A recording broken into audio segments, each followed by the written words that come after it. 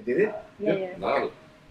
I nailed it. I'm glad you brought out Max for this. Oh, yeah. Remember the comic book I have at the house? Oh, yeah. I gave this to him years ago as a gift. Oh, that's so cool. Yeah. The first thing Julie got to watch when she came, and we were starting to catch You up. watched the Max? I did. That was so cool.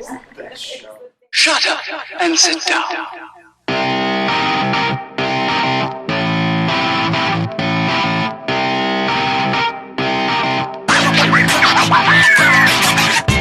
Welcome to Pro Raw in the Raw.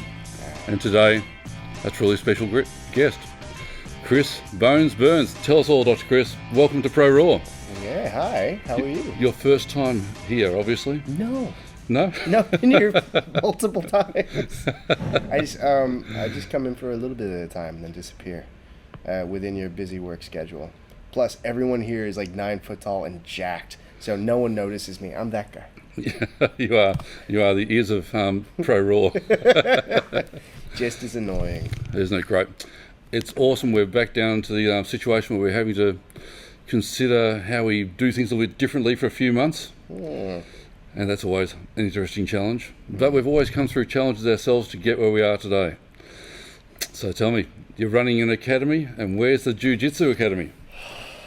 Well, where was the Jiu-Jitsu Academy? It was at 441 St. Kilda Road. Yep. And then lockdown, man. Yeah. So I'm not sure what's going to happen. We'll see. Hopefully the gym opens up when all this is over with. It's about time, isn't it, huh? Yeah, it'd be nice. Yep. Get back to it. Now, is that the first gym you've ever owned as your personal place? Yeah, I'd say that. Owned? No. Rented? Rented? Yes. The intellectual property of owning it, perhaps we'll say. I'm the IP. You are? Wherever I go, I'm the IP. You They just can't- put some pads down, I'll yell at you. They can't take it out. It's in the skull, isn't it, between the ears? Pretty much. You've had a huge journey. Of course, this is what we tend to talk about at Pro Raw. Okay. Is to talk about the journey that people get to and why they're here today and where they're at.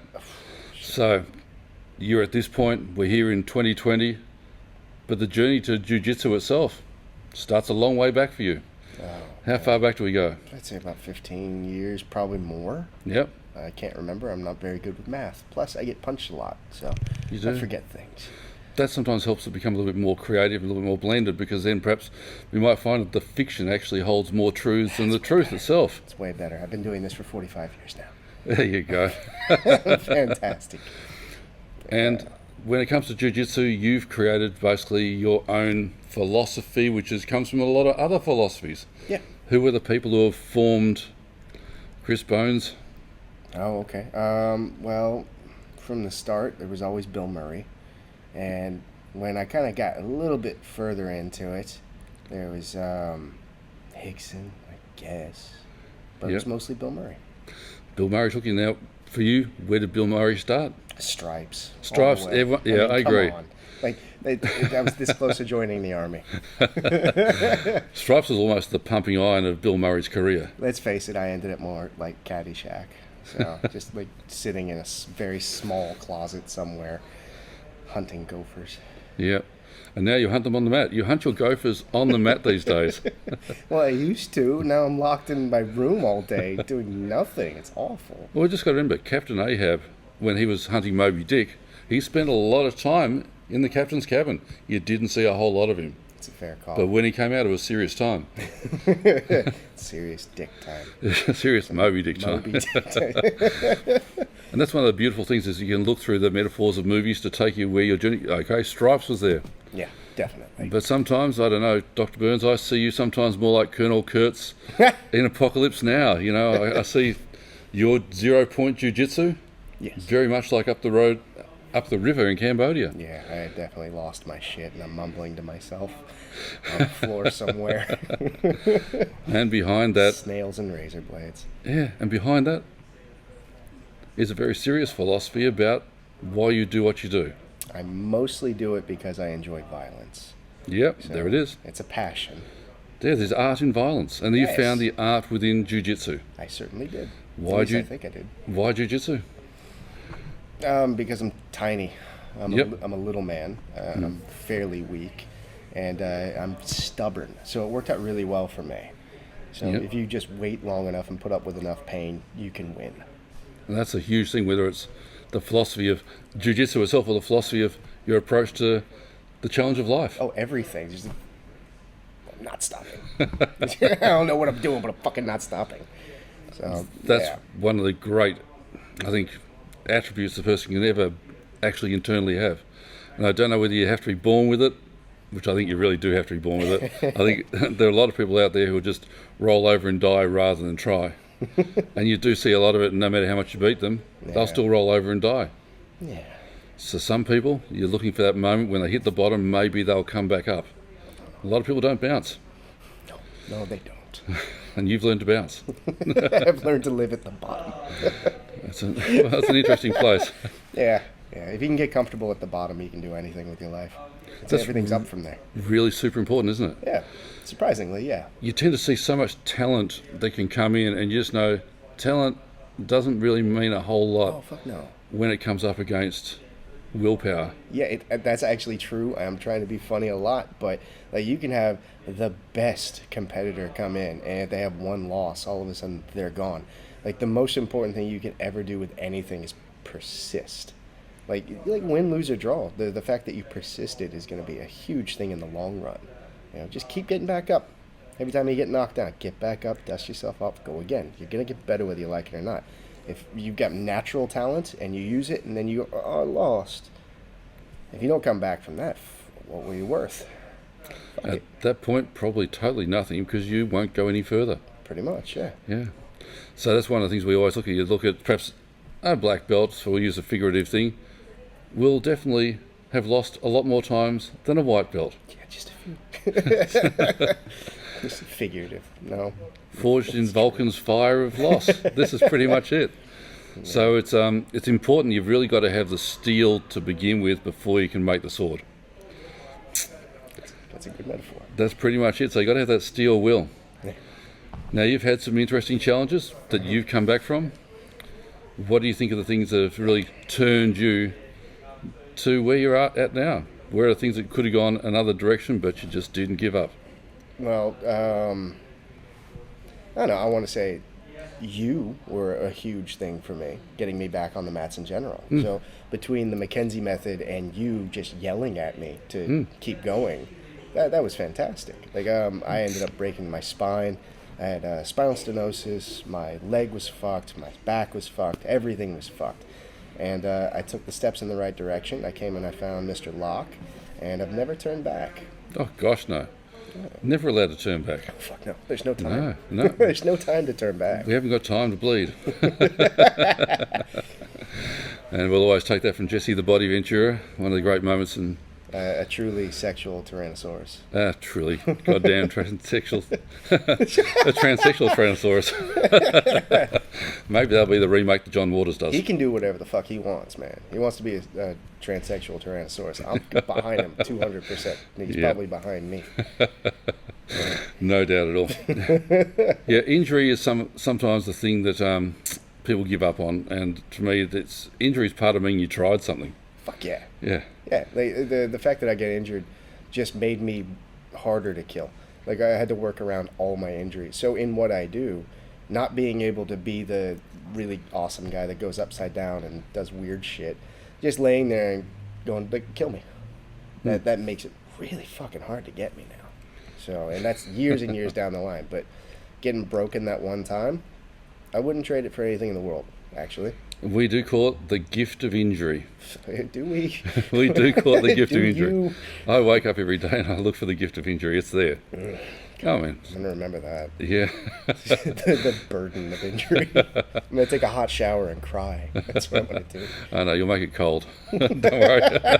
I will, actually. No, I'm not allowed to be comfortable. I have to constantly be in some slight version of pain. Otherwise, I'm not alive. The physical, emotional, like, I have to be struggling for something. Otherwise, like, am I really even living? So, right, the comfort zone is the death of creativity, right? I'd say so, yeah. Yeah. Or you could actually just be in a comfortable zone watching XFiles and not doing anything. You could, and that's for them. I'm torn. Yeah. I want a balance between the two. Yeah, it's hard. Well, maybe we'll figure out a way to do it somehow. But at this point, It's choose, isn't it? Now, the X-Files. Oh, fuck yeah. Any favourite episodes there? Oh, dude. All right, the new ones are fantastic. Great. Season 11, where they had that lizard guy. He's a were-lizard, but he's a man, but was a lizard that got bitten by a man? I can't quite remember, but that one was amazing. Yeah. Yeah, I just restarted. I'm going to watch all of them for the Apocalypse. Well, Apocalypse Part 2. All right, you're going back to season 1 again, or that's a long we watched journey? The pilot last night. Sensational. Yeah, dude. Yeah, now, beyond and behind the X-Files was the Night Stalker. Did you ever get those, yes. Darren McCavin? Yes. I love Night Stalker. Like, I had the hat and everything. Yeah. Yeah. I was a bit of a dork when it came to that stuff.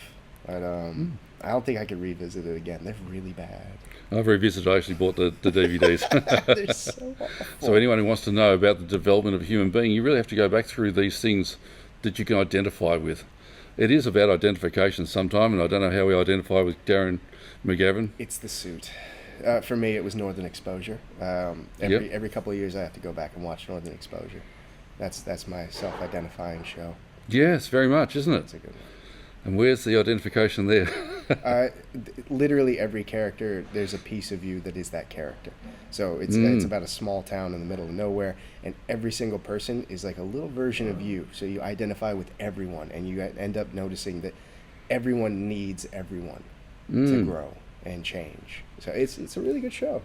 And that's the essence of perhaps the community that you are unconsciously or consciously putting together. Oh, fuck no, I hate all of them. You hate them? That's good. But you need hate to grow. They're awful. Yeah, they hate to grow. I hide away when class is over. I curl in a ball and cry. It's great, isn't it? So you're bringing together the people who you would love to have. I'd love to hate. Yeah. They're all fantastic. I'm a very lucky man to have these people in my life. So people who are drawn especially to your academy are people who realise it's masochists. not pretty. Oh, what's not pretty? I wasn't listening. The people who come to your academy, especially perhaps, Not pretty.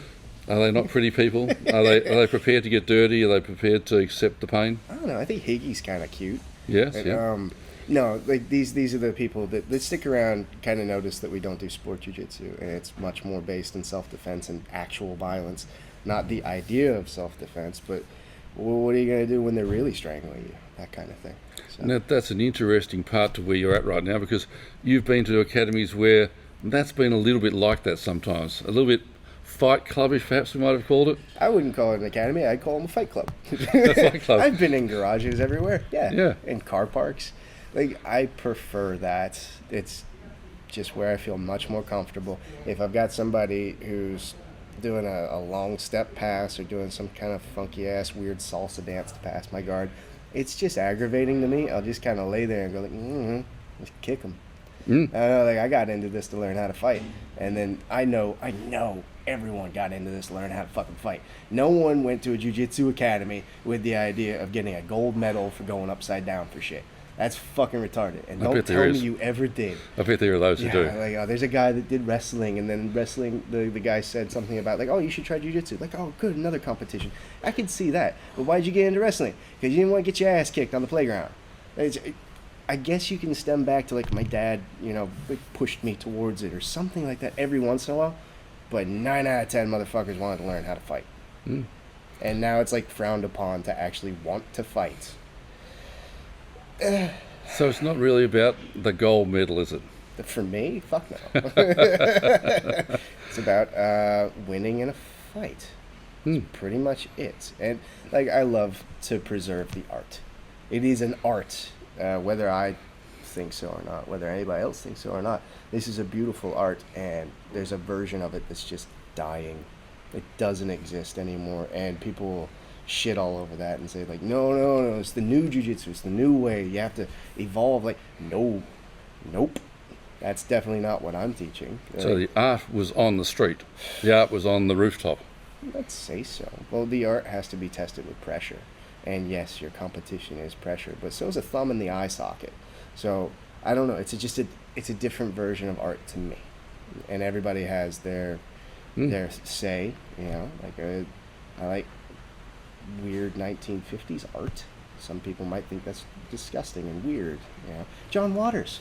I love John Waters. Some people are like, that's a man in a diaper. No one likes that. Like, I fucking love that shit. Art is, there's a word for it. I can't remember it. I'll remember it like 20 minutes from now.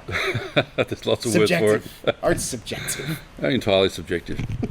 So the people who are going to come to your academy, especially people who are going to relate to what you're saying there too, is they are people who want to learn how to feel the fight. I'd say so. Yeah. I'm getting more and more MMA guys because we involve a lot of striking with jiu-jitsu, and jiu-jitsu these days has kind of gone from anything useful for fighting and more useful for jiu-jitsu versus jiu-jitsu.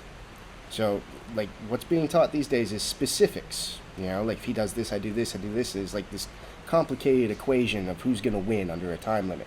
Meanwhile, all the MMA guys are trying to do some jiu-jitsu because they thought that's what they were supposed to do. And they're like, fuck that, I'm going to do wrestling because that actually makes sense. And I'm with them. Like, these days, I'd probably rather do wrestling than jiu-jitsu for MMA. You can relate to it so much better now, huh? Yeah, I know, right? But, fuck, man, the jiu-jitsu that I teach is much more relatable to MMA. And that's so hard to find these days. I've had genuine professional fighters look at me and go like, the fuck was that? Like, how do you not know that? That's some white belt shit. Doesn't exist anymore. And that's what a lot of people really love about, I suppose, even the community we do here at Pro Raw. It's based around the dirty 3 lifts. Your squat, your deadlift, your bench press. And people come here to do those things better. Fuck yeah. And heavier. And when it comes down to that, that's where technique for us will be safe. Yeah. Because if you do something that's relatively dangerous to everybody else, but you've done it 1,000 times, it's not that dangerous to you anymore. I know, right? That's actually a very good metaphor. Yeah. Somebody was complaining the other day like that you never pass low. You always pass standing. Only a specialized... What am I saying? Somebody. I think it was John Donaher. And John Donaher is a badass. Like, he's one of the best instructors in the business. Genuinely. And a creepy, weird, awesome guy. I like him. Yep. He was saying, like, only specialized people pass low. I was like, well, I guess I'm specialized. There you go. What's the point of me creating more distance when I'm already down and I'm already adding weight? It's the same thing. Like, why would you possibly go outside of anything? You're getting more fancy for no fucking reason. Yes, I'm aware that you can do some kind of weird inverted chin-up thing where you hang upside down, and that's really good for you. Fuck that. Deadlift. Just fuck it. Deadlift. Well, the relationship between these sorts of things is you're looking at controlling a center of mass, your opponent's center of mass. With us, especially here. You are a center of mass. I'm working on becoming a black hole one day. Just get more dense as possible. So yeah, the key for us, of course, is you got to keep your center of mass and the mass of what you're working within your base of support. Yeah. And base. There it is. You just have to find base. You just find I base. hope there's students watching this. You just find your base. Keep your center of mass. Be more dense. Yeah, there it is. Welcome to it. You're doing great. And put those two things together. And so yeah, we'll put the bar in certain positions that are closer to our center of mass, for example. Yeah. So it moves better. Your leverages are good. Yeah, the longer you put those levers out there, takes a bit more to play with. I see you saying, like, if your nose goes before your toes, it's really easy to take you down. Shit, yeah. Oh, shit. Ever heard of that before? Yeah. I thought if I just made things more complicated, it would be way better. No, apparently it looks like the universal principles of physics and science haven't altered no matter what people try and do. Yeah. Just be more dense. Yep. Long levers can produce a lot of force. Short levers, good. You bring things together. It's pretty straightforward. There's a sex joke in there somewhere. I'm struggling for it, though. It's to do with making love standing up in a hammock. It may be really fucking hard, but it's really fucking useless. With a very short lever. Yeah. So long levers are much better. Yeah. And these are things that you look at how you refine your sport. I always find that the more you get good at what you're doing, the less obtuse it is, the more it comes down to a very simple principle. Could not agree more. Look at you. That's where it lives. Yeah. Constantly refining the obvious. I often say to professionals who I work with, I say, do you realise that you've actually learned what you need to know? You just need the confidence now to actually apply it. I'm stealing that. Refining the obvious is my advanced class. It really is. So there's basics and then there's refining the obvious. Oh, yeah. I hope that, all right, this is recorded. It is recorded, yeah. It's refining the obvious is the advanced class now. It really is. Don't get me wrong, I'm actually going to do that. And you really get to communicate well to people who understand it. People who've got that level of I suppose, experience behind them, get it, that, it is easy. Yeah. But they just spent years making it hard. They spent decades making it hard, and at the end, some of them are so confused, it's like a ball of fishing line. I know, but the downside on that one is when that ball of fishing line makes you pretend you're smart. That's the thing that shits me. Like, there are really good fighters out there, but they get lost down like this wank hole of like 30-step moves makes them feel like they're doing something special. You're not. You've made things way fucking harder than they need to be. Guess what you should have done? Elbowed him in the bridge of the nose. One step? It's just one step. That was an easy answer. It's a great Rickson story. I can't remember what the context was, but somebody did some kind of fancy ass special fucking thing like worm guard or something on him, and he's like stood there and he's like, got swept, and he just stood. I was like, what would you do? He's like, I don't fucking know. And he went away. The next day he comes back and they said like, because usually like he'll disappear for like a day and he'll come back with this grandiose answer like, no, you just do this. And he comes back and they said like, well, what did you figure out? What do you think you should do? He's like, punch him. Yeah, got it. Yeah, just fucking hit him. Like, how is that even plausibly a thing that we should care about? Especially in what we do. It's a whole different thing now. So same thing with you. You're doing these unnecessary exercises. It's kind of useless. You're just getting fucking hurting yourself half of the time. Yeah. Perfect metaphor. Absolutely, it is. Yeah. And it's the clarity of experience that lets you see it. That's the beauty of it. Yeah, you break your spine, you realize you shouldn't be going upside down for shit. Don't do it as often. Yeah. Save it for when you need it, is always something I would say. Yeah, that's why I do all those back extensions, just for my butt. Yeah. That's it. When I need it. Summertime will be coming. We'll be filling up the butt. You've got some good butt exercises today. In fact, we'll be shooting a couple of things today. Just some nice basics of how a human being moves. Fantastic. My students could definitely use that. Yep. Let's apply some weight to those things. Well, where are people going to be able to find you then at the moment? Down in St Kilda Road? Tentatively, 441 St Kilda Road. You can find me on my website, designed by Elisa Valencese. It is, what is it called? 0.JJG.com. There we are. And Instagram? Yeah, I'm on there sometimes. Mostly I'm doing push-ups now. There's no fucking point. Now, I'm going to start doing more Instagram. I don't know. Do you know I'm an artist too, and I don't know where my art is either? God, I'm a fucking terrible salesman. Well, the best one is, at least you can do TikTok dances, right? What? Exactly. Good to hear you don't know that either. That's it. All right, no, I know what that is. That's what the kids are into now. Yeah. You're doing the dance thing. No, we'll leave that one Do behind. you do TikTok? No, wouldn't have a clue. Oh, I want to see that if you did it. That'd be fucking gold. I'd It share may that go every viral. There's a lot of it out there. Superhuman. Superhuman, we've got to give a big shout out to my man, Superhuman. your spirit animal, in Holy fact. fuck, he is he's the mascot for 0 Point. So I'm not sure if he can, but I'd like you to tag him in this, like a link. We're going to. Yeah, and it's Super HUMMAN. Oh yeah. Yeah. Yeah, I'm gonna get his merchandise and sell it for the gym and everything. So just are we closing this out? We'll close this up. We'll hit on. All right. We'll get What does Superhuman say at the end of everything? Well, I'll go the whoop whoop. All right, you give me the whoop whoop. I got the whoop whoop, and you got the. Fuck this shit. And that's all you need to know. Enjoy Pro Raw in the Raw. Oh, that was great. Shot. There you go. Fuck this shit. That's what it's about. Thanks, sir. I did not know we were doing that. My bad.